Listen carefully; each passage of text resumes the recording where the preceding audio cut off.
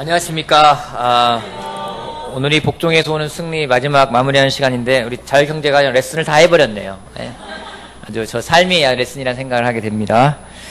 여러분, 옆에 사람에게 또 지금 막 오는 사람에게 아직 인사 못하는 사람에게 서로 격려합시다. 좀 격려하고 좀 기운을 좀 불어 넣어주시고 하루 힘들었을 텐데 오시느라고 고생하셨고 환영하고 웰컴해 주시기 바랍니다.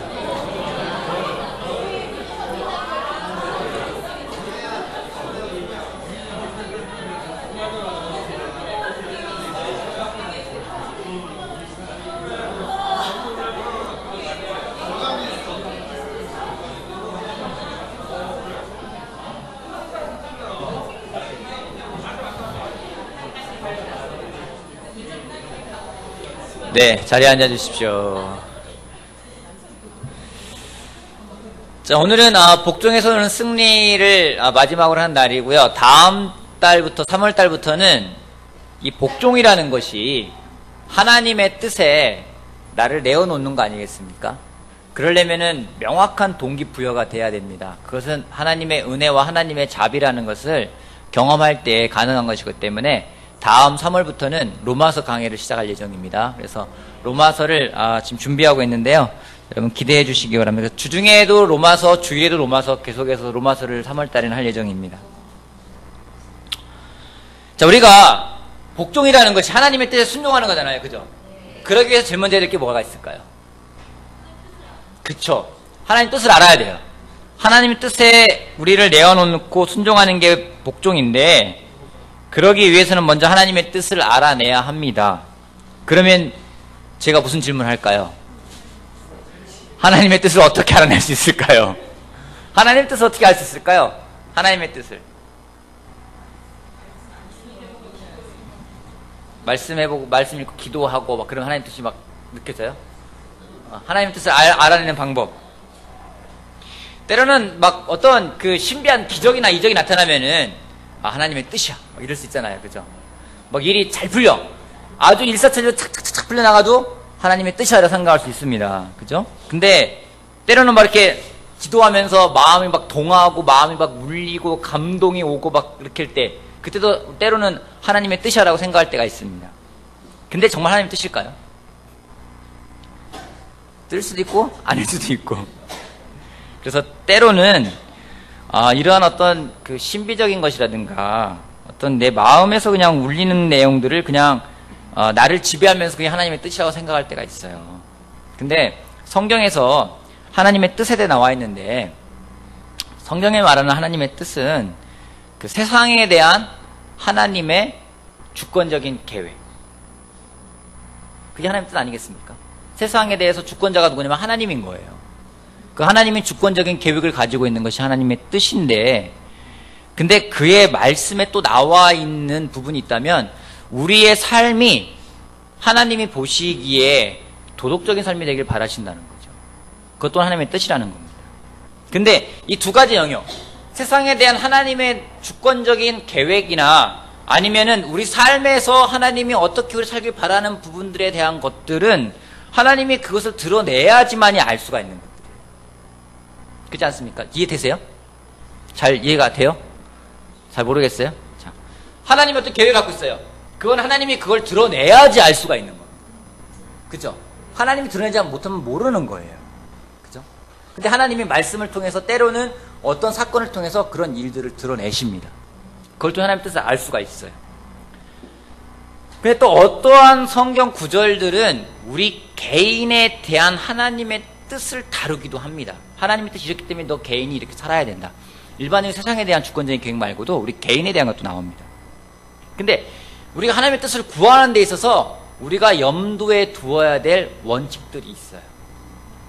어떤 걸 염두에 둘까요? 하나님의 뜻을 우리가 구하고 하나님의 뜻을 알아가는 데 있어서 우리가 염두에 두어야 될 것들이 있다면 어떤 게 있을까요?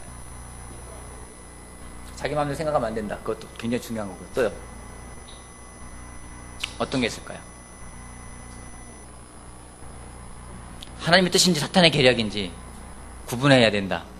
그러니까 하나님의 뜻을 우리가 알기 위해서, 하나님의 뜻을 우리가 알아내기 위해서 염두에 될 것들 중에 한 가지는 실질적인 것들이 한 세 가지가 있는데, 첫 번째 뭐냐면요, 그 우리의 일상에서 많은 결정들은 그다지 중요하지가 않다는 것들입니다. 여러분 오늘 결정들 많이 했죠? 굉장히 중요한 결정들이에요.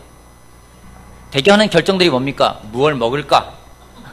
무엇을 입을까? 무엇을 마실까? 되게 그런 결정들 하지 않습니까? 그죠? 근데 그게 중요해요?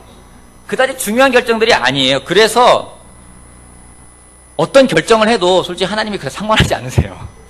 여러분이 짜장면 먹으려고 그러는데 하나님이 안 돼, 넌 짬뽕 먹어야 돼, 그렇게 생각하지 않으신다는 겁니다.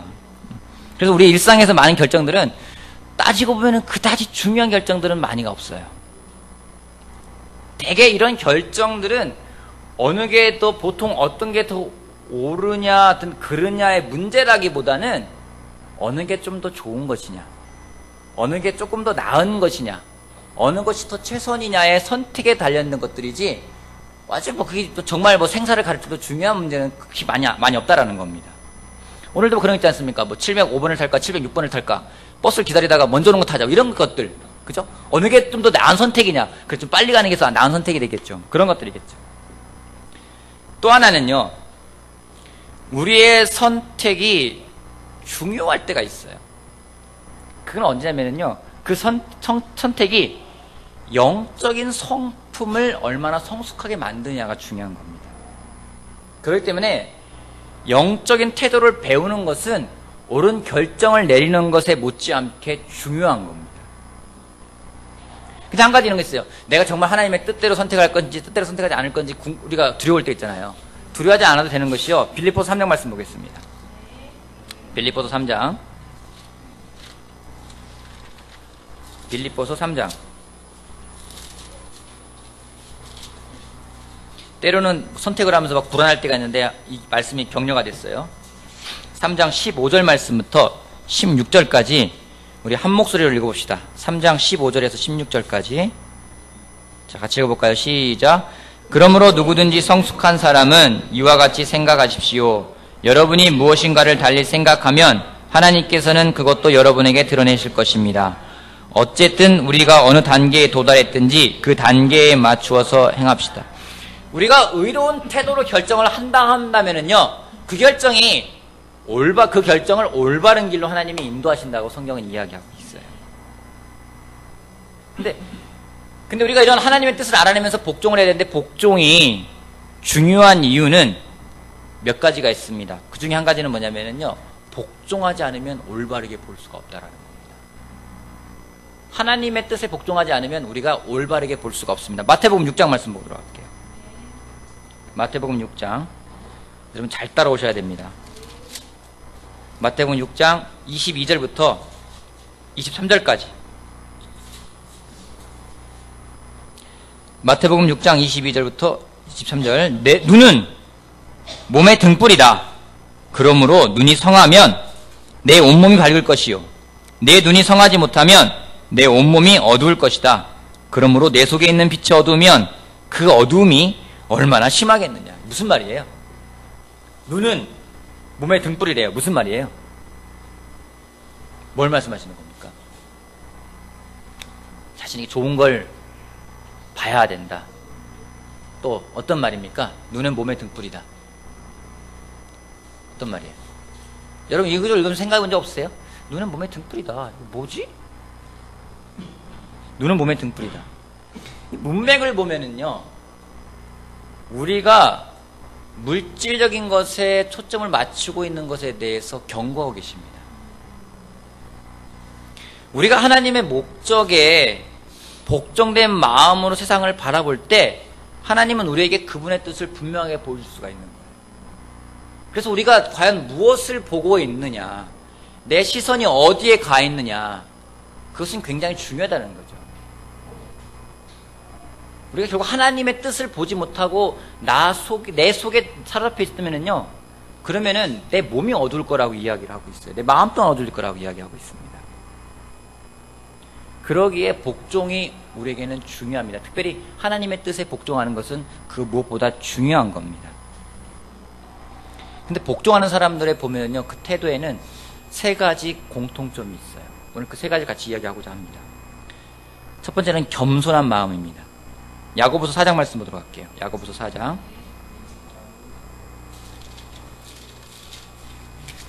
야고보서 4장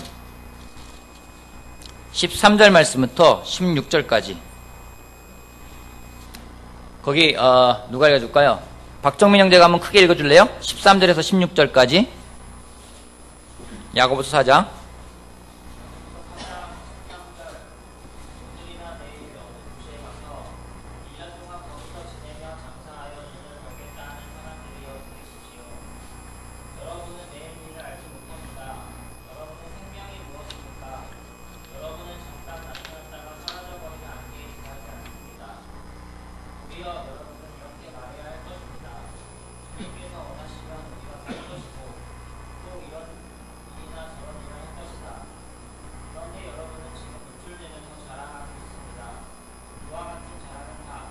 네. 무슨 말씀이에요? 복종하고 무슨 연관이 있을까요? 어떻게 하면 복종할 수 있다는 얘기인가요? 어떻게 하면 복종할 수 있다는 얘기예요? 복종된 마음을 가지기 위해서 여기 이 말씀에 나와 있는 대로 우리가 생각해야 될 것이 한 가지 있어요. 뭘까요? 또요? 또요? 또요? 또요? 어떤 게 있을까요? 그건 뭐냐면요, 언젠간 죽는다는 거예요. 여러분 죽음에 대해 생각해 본 적 있으세요? 생각을 많이 해본 적 있으세요? 복종된 마음을 가지기 위해서 자신이 언젠가 죽을 거라는 죽음에 대한 건전한 시각이 필요합니다. 여러분 죽음을 염두에 둔다면요, 하나님을 따르지 않을 수가 없어요. 사람들이 하나님을 따르지 않는 이유는요, 죽음이라는 걸 생각하지 않을 때가 많이 있어요. 죽음에 대해 건전한 시각을 가져가기를 지금 야고보가 이야기하고 있어요. 우리의 생명이 무엇이냐고요? 우리의 생명은 잠깐 나타났다가 사라지는 안개에 지나지 않는다고 이야기하고 있어요. 그렇기 때문에 어디에든 가고 무엇이든지 하고 하나님을 위해서는 모든 걸 포기했다는 마음을 갖고 있지 않다면은 그것은 하나님의 뜻을 찾고자 하는 게 아니라는 걸 이야기하고 있는 거예요. 우리가 때로는 선을 걷습니다. 하나님과 관계에서 선을 닦아요. 요만큼 거놓고, 하나님, 이상은 저한테 요구하지 마십시오. 딱 선을 긋고서는 더 이상 그 재단에 올라가는 걸 거부해요. 하나님, 저한테 주중 예배까지 저한테 요구하지 마십시오. 주일이면 족하지 않습니까? 전 주일 나오고 주중 나오는데 바이블톡까지 저한테 요구하지 마십시오. 그럴 때 있어요. 제가 모임 나오는데 저한테 헌금까지 요구하지 마십시오. 손을 거부할 때가 있어요. 우리 삶에 선을 거놓고 희생의 재단을 거부한다면요, 분명히 성경은 그거에 대한 대가를 또 이야기하고 있습니다. 우리 생명이 잠시 나타났다 사라지는 안개에 지나지 않는데, 근데 우리가 천년 만년 살 것처럼 생각할 때가 있습니다. 나는 안 죽을 것 같을 때가 있어요. 그죠? 특히 젊은 사람들은 더 그래요. 20대는 정말 안 죽을 것 같아요. 누군가 그러더라고요. 포탄이 자기 가슴을 뚫고 들어가도 죽지 않을 것 같다고. 그렇게 생각할 때가 있어요. 근데 우리가 우리 삶에 대해서, 우리 삶과 죽음에 대해서 하나님의 시각에 대한 건전한 기준을 가져가는 것이 필요한 겁니다. 그런 사람은 겸손할 수가 있어요. 그것이 바로 겸손한 사람이 하나님에게 복종할 수 있는 그런 마음의 특성입니다. 이 겸손의 태도 중에 또 한 가지는요, 영적인 조언을 구하는 겁니다. 이 영적인 조언을 구하고 안 구하고 하는 것이, 이 영적인 조언을 구하는 태도가 없을 때 어떤 일이 벌어지냐면요, 우리가 상상하는 것보다 더 우리는요, 이기적이 되고 교만하게 됩니다.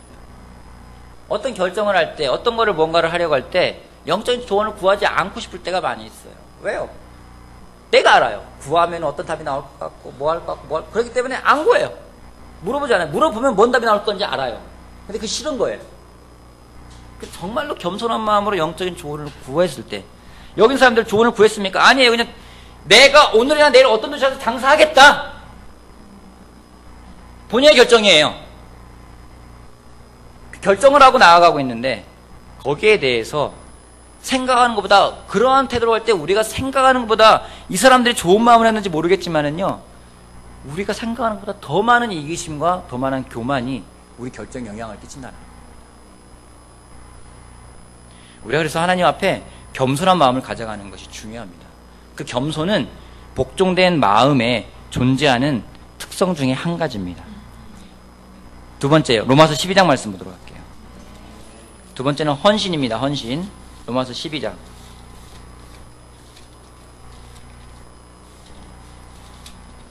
로마서 12장.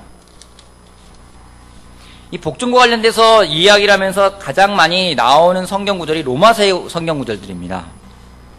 이 로마서의 은혜가 없이는 복종할 수 없기 때문이라고 생각을 하게 되는데요.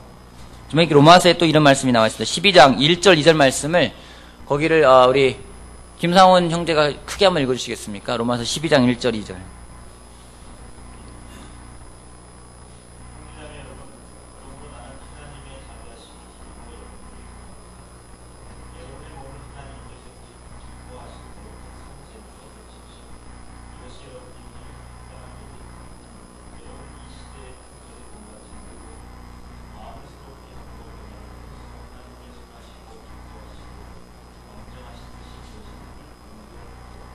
이 구절을 좀 깊이 한번 봐봅시다. 이 구절에서 담고 있는 의미들이 있어요. 우리 삶에 대한 어떤 그런 담고 있는 의미가 있는데요. 첫 번째는요, 어떤 게 담고 있냐면요, 잘 보세요. 여러분은 이 시대의 풍조를 본받지 말고 마음을 새롭게 함으로 변화를 받아서 하나님의 선하시고 기뻐하시고 완전하신 뜻이 무엇인지를 분별하도록 하라는 말씀 속에는, 첫 번째는 하나님은 우리 삶에 대한 뜻을 가지고 계시며, 그것은 어떤 거냐면요, 어떤 거예요? 선하시고 기뻐하시고 완전하시다는 거예요. 하나님은 뜻을 갖고 계세요. 근데 그런 것들이 언제 나타나면요, 여러분은 이 시대의 풍조를 본받지 말라라는 표현에는 어떤 시험을 통해 나타난다는 거예요. 그 하나님의 뜻은 많은 경우 시험을 통해 드러납니다. 또 한 가지 감사한 것은 마음을 새롭게 함으로 변화를 받아서 하나님의 선하시고 기뻐하시고 완전한 뜻이 무엇인지를 분별하도록 하라고 하면서 하나님의 뜻을 우리가 알 수 있을 거라는 이야기를 하고 있어요. 알게 된다는 말을 하고 있습니다. 이 알게 된다는 뜻은 어떤 확실한 지식을 갖게 된다는 의미를 갖고 있는 의미의 단어입니다. 근데 그러한 하나님의 선하시고 기뻐하시고 완전하신 뜻이 분별하기 위해서 또 갖추어야 될 조건들이 나오고 있어요. 어떤 조건들이 나옵니까? 조건들이 뭐예요? 먼저는 하나님의 자비하심을 생각하라는 거죠. 하나님의 자비하심을 힘입어 여러분에게 권합니다. 그러면서 첫 번째는요, 여러분의 몸을 하나님께서 기뻐하실 거룩한 산 제물로 드리라고 이야기하고 있어요. 한번 생각합시다. 산 제물과 동물 제사와의 차이점이 어떤 게 있을까요? 산 제물로 나를 산 제물로 생명을 드리는 것하고 동물을 제사 제물로 드리잖아요. 차이점 어떤 게 있을까요? 죽은 것과 산 것? 뭐 죽은 토끼 산 토끼 뭐 그런 것 같네요.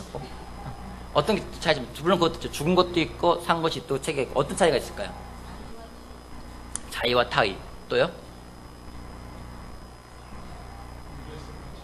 일회성과 지속성. 나옵니다. 맞아요. 첫 번째는 뭐냐면요, 금전적인 비용에 한계가 있고 없고예요. 동물을 바치는 거 금전적인 비용에 한계가 있죠. 예를 들어 소 한 마리 바쳤다, 기분 좋게 돌아갈 수 있어요. 그죠? 근데 나를 바친다, 한계가 있습니까? 금전적인 한계가 없어요.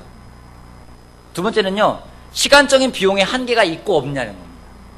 나를 제물로 바치는 건 시간적인 제한이 있나요? 없어요. 또 아울러서 장수도 제한이 없습니다. 근데 동물 제사는요, 한계가 있어요. 이 산제물로 바친다는 것은요, 굉장히 의미가 깊은 겁니다. 그냥 바치는 게 아니라 거기에는 어떤 한계가 있느냐 없느냐, 제한이 있느냐 없느냐라는 겁니다. 그래서 첫 번째를 우리가 산제물로 바치라고 이야기하고 있어요. 두 번째 나오는 게 뭐냐면요, 이 세상을 본받지 말라라고 나와 있습니다. 이 세상을 본받지 말고, 다른 번역판에는 이 세상을 본받지 말라는 걸 어떤 표현을 쓰냐면 이런 표현을 쓰고 있어요. 너희를 애워싼 세상이 너희를 세상의 틀에 맞추게 허용하지 말라. 세상은요, 우리가 그 틀 속에 살길 원해요. 그죠? 거기에 꽤 맞춰요. 거기에서 어긋나거나 거기에서 벗어난 사람들은요, 도태되기 쉽다고 이야기를 합니다. 그래서 세상의 틀에 맞춰가요. 여러분, 우리 때로는 그런 게 몸에 배어있지 않습니까? 왠지 처지면 안 될 것 같고, 남들 다 가면 나도 가야 될 것 같고, 그런 생각이 있어요. 하지만 성경은 우리가 세상을 본받지 말라는 것에 대해서는요, 세상과 싸워야 된다는 얘기죠. 단지 그냥 가는 게 아니라 세상과 싸워야 된다는 걸 말하는 겁니다. 그러면서 나오는 말이요, 이 시대를 본받지 말고 마음을 새롭게 함으로 뭘 받으래요? 변화를 받으라. 변화가 뭡니까? 변화가 어떤 겁니까?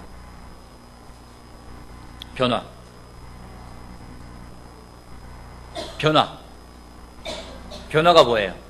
변화. 여기서 말하는 변화는 어떤 변화일까요? 성장? 어떤가요? 변태.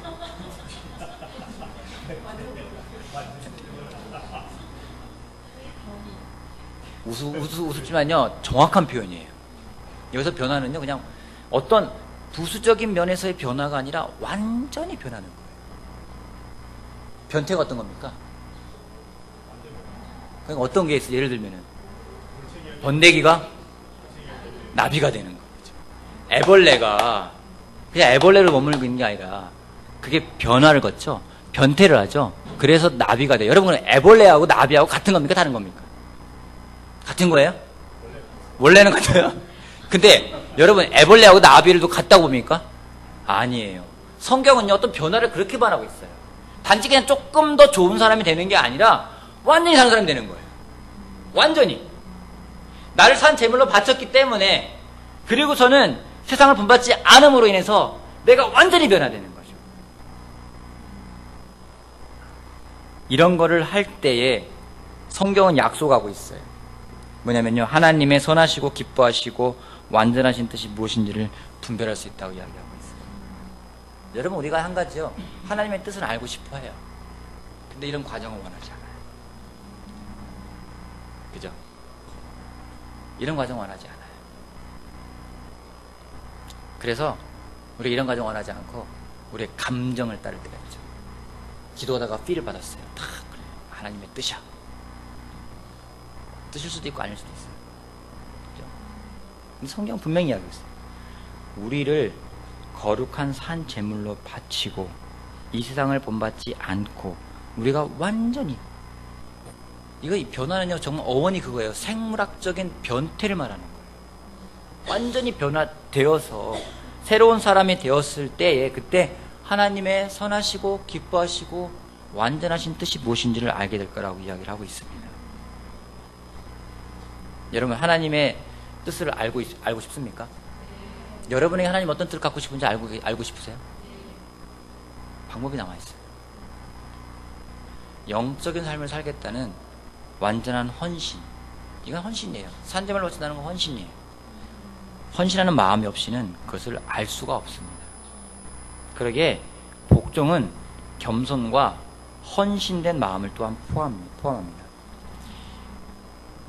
복종된 마음에 존재하는 특성 가운데 한 가지 마지막은요, 감사라는 겁니다. 감사. 데살로니가전서 보도록 할게요. 데살로니가전서 5장 16, 17, 18절 말씀을, 자, 우리 한일학 형제 한번 읽어줄래요? 크게요. 데살로니가전서 5장 16, 17, 18절 말씀. 데살로니가전서 5장 16, 17, 18절 말씀. 항상 기뻐하십시오. 끊임없이 기도하십시오. 모든 일에 감사하십시오. 이것이 그리스도 예수 안에서 여러분에게 바라시는 하나님의 뜻입니다. 아멘. 항상 기뻐하래요. 기쁘십니까? 아니죠. 이 시간만 되면 피곤하죠. 아침엔 기쁘다고 이 시간 되면 기쁘지 않을 때가 있어요. 근데 감사를 유지할 수 있는 방법이 한 가지가 있어요. 뭐냐면은 뭘까요? 감사를 유지할 수 있는 방법. 네? 끊임없이 기도하십시오. 맞아요. 기도예요. 여러분, 기도하면요, 감사하게 됩니다. 오늘 거리를 걷는데 오늘 날씨 좋았죠? 그죠? 낮에 날씨 참 좋더라고요. 따뜻하고. 그래서 새로운 그 길을 쭉 걸어가는데, 걸으면서, 기도하는데 감사해요. 그냥 여러 가지 그냥 감사해요. 황사가 없는 것도 감사하고요. 미세먼지가 줄어든 것도 감사하고요. 감사한 거예요. 걸을 수 있는 것도 걷는 것도 감사하고요. 여러분, 감사를 끊임없이 하기 위해서는 정말 기도밖에 없습니다. 그래서 기도를 하는 사람하고 기도하지 않는 사람하고는 차이가 확인하는 게 그 사람 마음속에 감사하는 마음이 있는지 아니면 불평하는 마음이 있는지를 볼 수가 있습니다. 불평이 늘고 있습니까? 여러분, 그러면 기도를 더 하나님께 드리는 여러분이길 바라겠습니다. 하나님의 뜻을 알아가는 하나님께 복종된 마음의 세 가지 특성을 이야기했습니다. 첫 번째는 겸손이고요, 두 번째는 헌신이고요, 세 번째는 감사합니다. 근데 이 복종이라는 단어가 믿음의 가장 기본적인 측면을 이야기하는 것은 사실입니다. 왜냐면요, 우리가 복종할 때 하나님이 우리 삶에서 하나님이 될 수가 있어요. 여러분, 하나님께 복종하지 않으면 하나님이 아니죠. 그죠? 그렇기 때문에 우리가 복종이라는 단어는 우리 믿음의 굉장히 기본적인 측면입니다. 한 가지, 이제 이 책을 보면서 마지막에 나와 있는 저도 생각을 한 게 이런 거였어요. 한 가지 복종인데, 하나님이 얼마나 위대한지를, 또 하나님이 얼마나 우리를 사랑하시는지를 알 수 있는 그런 방법이 되기도 합니다. 근데 복종한다고 다 수수께끼가 풀리지가 않아요. 그렇지 않아요? 여러분, 복종하면 다 수수께끼가 풀릴까요? 여러분이 하나님께 복종했어요. 그랬더니 하나님이 왜 복종하게 했는지 여러분 다 수수께끼가 풀려요? 어떤 건 안 풀려요. 그렇죠? 때론 시간이 지나면 우리가 알아요. 아, 하나님이 이렇기 때문에 우리한테 이렇게 하셨구나 라고 알게 돼요. 근데 많은 것들은요, 시간이 지나도 몰라요. 모르는 거 많지 않습니까? 그잖아요? 한일학 형제는 왜 하나님이 한일학 형제를 기장으로 만들었을까요? 잘생겼어. 겸손을 그렇게 얘기했건만.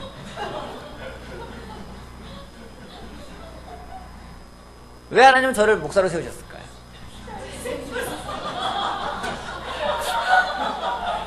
형님 잘했어요.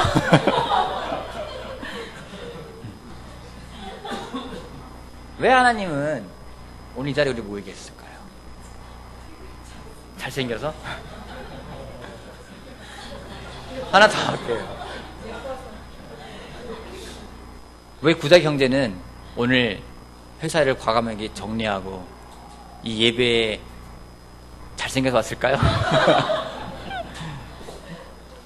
여러분, 어떤 거는요, 시간이 지난 다음에 아, 하나님의 이런 뜻이 나한테 있었구나 알게 돼요. 근데 어떤 건요, 시간이 지나도 몰라요.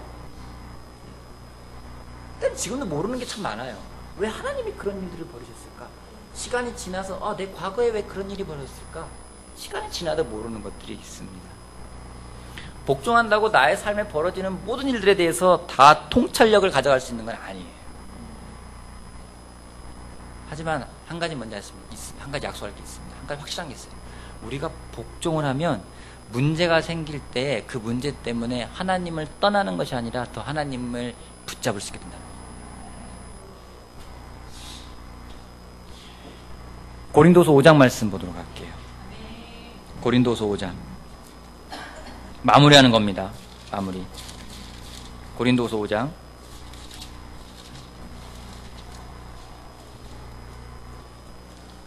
7절 말씀 같이 한 목소리 읽어봅시다. 고린도서 5장 7절 말씀 다 찾았나요?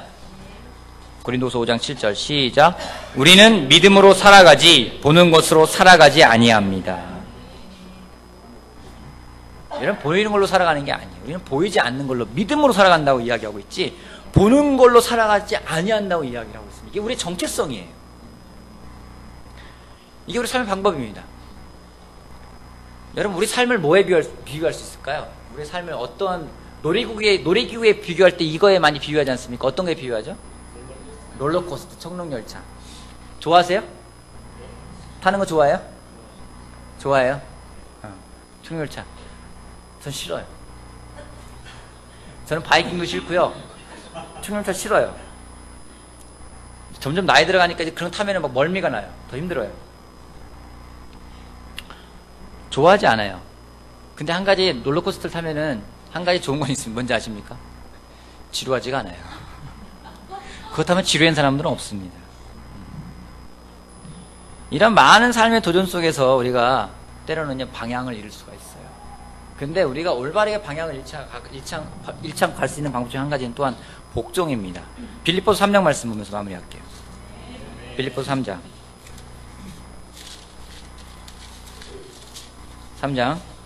13절 말씀 12절부터 나는 이것을 이미 얻은 것도 아니며 이미 목표점에 다다른 것도 아닙니다. 그리스도 예수께서 나를 사로잡으셨으므로 나는 그것을 붙들려고 쫓아가고 있습니다. 형제 자매 여러분, 나는 아직 그것을 붙들었다고 생각하지 않습니다. 내가 하는 일은 오직 한 가지입니다. 뒤에 있는 것은 잊어버리고 앞에 있는 것을 향하여 몸을 내밀면서 그리스도 예수 안에서 하나님께서 위로부터 부르신 그 부르심의 상을 받으려고 목표점을 바라보고 달려가고 있습니다. 바울은요, 많은 어려움이 있지만 그는요, 하나님께 복종되어 있었기 때문에 그는 방향을 잃지 않았어요. 앞에 있는 걸 바라보고 나가 있었어요. 바울이 그런 얘기를 하고 있어요. 내가 얻은 게 있다고 이야기하고 있어요.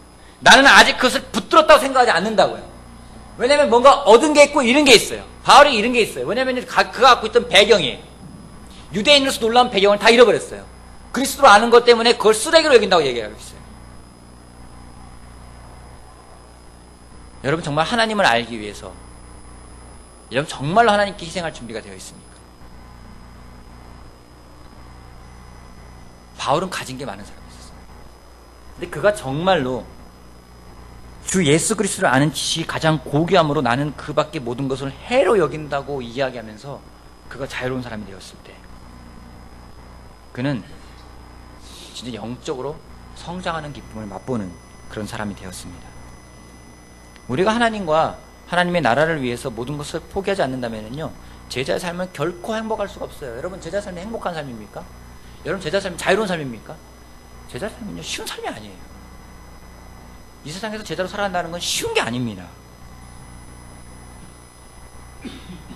우리가 정말로 바라봐야 되는 것이 무엇인지. 바울은 예수님과의 관계에서 정말로 만족하는 법을 배우면서 그 안에서 복종하는 것을 가져갈 수 있었습니다. 얼마나 그가 정말 예수님 닮고 싶었냐면요, 그 예수님의 그 십자가의 고통과 예수님의 그 죽음까지도 함께하고 싶을 정도로 그는 예수님께 배우고 싶은 마음이 있는 사람이에요. 여러분, 웃기는 거 아니에요? 바울은 가지고 있는 거를요, 예수님의 그 고통과 그 죽음과 연합하기 위해서 다 버렸다고 얘기하고 있어요. 그 정도 마음이 있을 때 진정 제자로서 하나님 앞에서 하나님이 주는 그 복종된 마음의 자유를 얻을 수가 있는 거라는 거죠. 우리 정말 이런 믿음을 가지고 살았으면 좋겠습니다. 정말 우리가 이런 고백을 했으면 좋겠어요. 이 마지막 구절입니다. 하박국 3장 보도록 하겠습니다. 하박국 3장 17절 18절 말씀.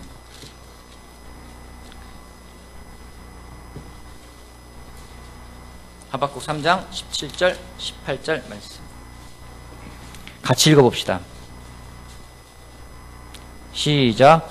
무화과 나무에 과일이 없고 포도나무에 열매가 없을지라도 올리브 나무에서 딸 것이 없고 밭에서 거두을 것이 없을지라도 우리의 양이 없고 외양간에 소가 없을지라도 나는 주님 안에서 즐거워하련다. 나를 구원하신 하나님 안에서 기뻐하련다. 여러분, 우리가 이러한 고백을 할 수 있다면 얼마나 기쁠까요? 얼마나 즐거울까요? 정말 우리가 이런 고백을 할 수 있는 이런 믿음을 가지고 살아가는 사람이 되었으면 좋겠습니다. 정말 예수님, 하나님께 복종된 마음, 정말 하나님에게 정말 솔드아웃된 마음, 하나님의 정말 뜻을 알기 위해서 완전히 복종된 마음이요, 복종된 마음을 가지고 살아가는 여러분 모두가 또 제가 되기를 바라겠습니다. 복종에서 오는 승리, 여러분 복종에서 정말 오는 승리가 있습니다.